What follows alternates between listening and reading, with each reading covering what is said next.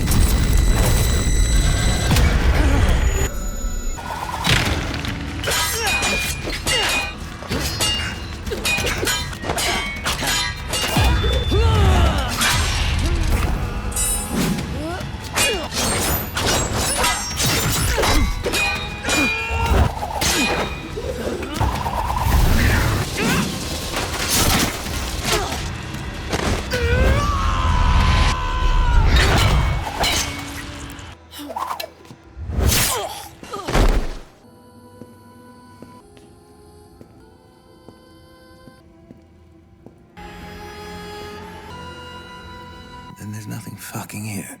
You know not if the creature is in pursuit. All you focus on is the masterful art of dancing through the trees as fast as you can. Branches whip your face, stinging your skin. That monster's breath stinking of alcohol stung worse, though. Oh God, you need to throw up again.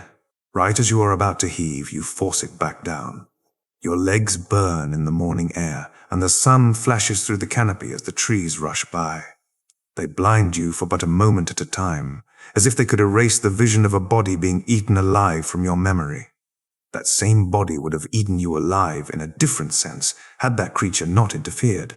Your head spins dizzy when you stop to avoid the thick thorns of a bramble bush. Most of its fruit has been taken. The remaining ones are lower than your knees, where stray dogs and wolves are known to soil them with their urine when they mark their territory. The scarce amount of berries left indicates that you are too close to the village, that you are still on his territory. The people of his village will not hesitate to end you if you come back wearing a nightdress stained with your master's blood.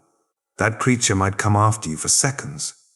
Wrapping around the bush, sprinting away from your doom, you are fueled by the most basic of instincts, to survive. It matters not that without a kirtle, cloak, or hood to protect you from the frigid wind thrashing your hair, it is starting to get quite cold on this autumn morn. Forget that your loose hair and underwear soaked red would produce the impression unto any passer-by that you are either mad or a witch. All that you require is to live another day. You shall worry about however unlikely your current state is to inspire someone else to help you when you find them. No, you worry not. You simply run as far as your bare feet take you. They hurt, bleed from sharp twigs prickling them, and have somehow acquired seeping wet blisters between your toes. You are dirty, sweaty, and tired. The sun has grown as low as it was this morning. When did an entire day pass? Barely can you walk further. A small ditch, like the ones deer rest in, will serve as your bed tonight, if you are capable of sleep, that is. In the following days, you grow thirsty, hungry. The dew on the leaves in the mornings alleviates your thirst, and the occasional stream has not contained any diseases to end you yet. You take care, though, to not bathe in any of them. The last thing you need is a chill in your lungs because the nights are starting to grow too frosty to bear without sheets or fire to keep you warm. And it is not for want of knowledge that you light no flames at night. You have no means, no firestones, nor flint, nor rush, and you would hate to alert anything or anyone of your presence. Creatures of the night seem to have deserted these woods. At least, you are fortunate enough to not encounter any. You should like for things to remain that way. The next village you stumble upon after a week and a half of wandering is fortified by a barrier of big, great tree trunks, like the ones the barbarians used against the Romans. Your stomach growls as you watch them bring in their harvest, berries and vegetables from the forest, grains from the fields, meat from the hunt. It grumbles more when that night, resting against the wooden wall, the smell of meat stew and golden bread teases you to come inside, to taste their fresh delights. Had you wanted to, you would still not be capable of such a feat.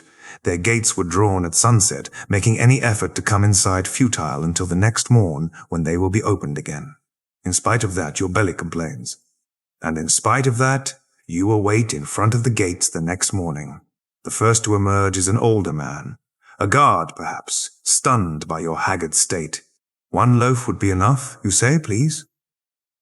The bird's song in the silence which passes seems awfully chipper in hindsight. He turns and yells something obscene you care not to remember.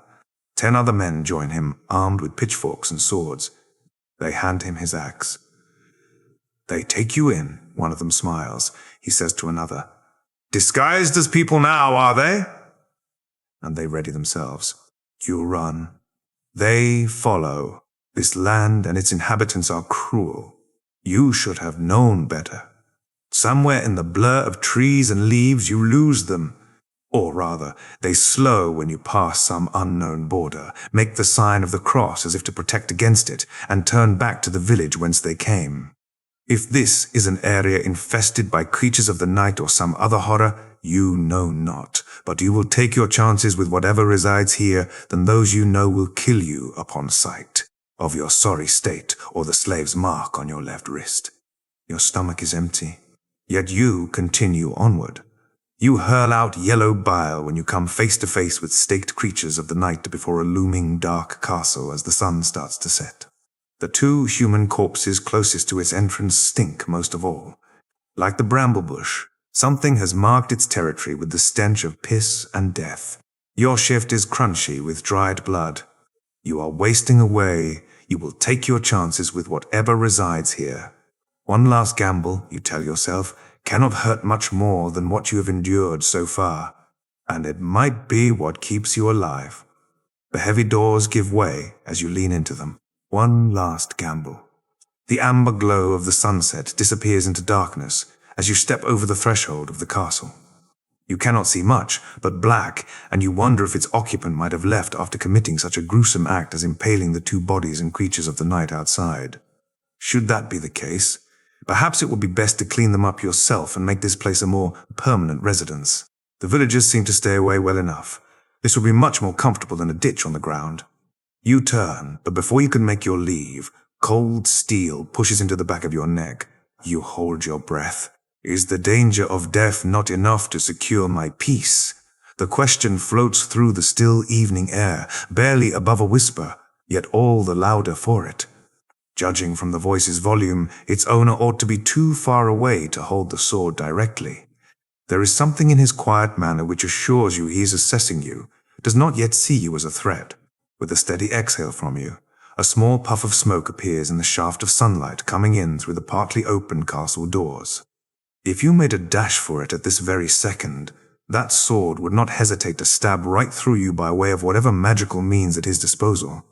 As you are not facing him, you decide talking might prove to placate, if not distract him from your possible escape. Must my reason for coming in not be great if I risk to enter despite the clear marking of territory out front? A snide scoff is his response. Aren't you devoid of humanity? He poses, the tip of the blade now piercing your skin, if those corpses fail to make you retch.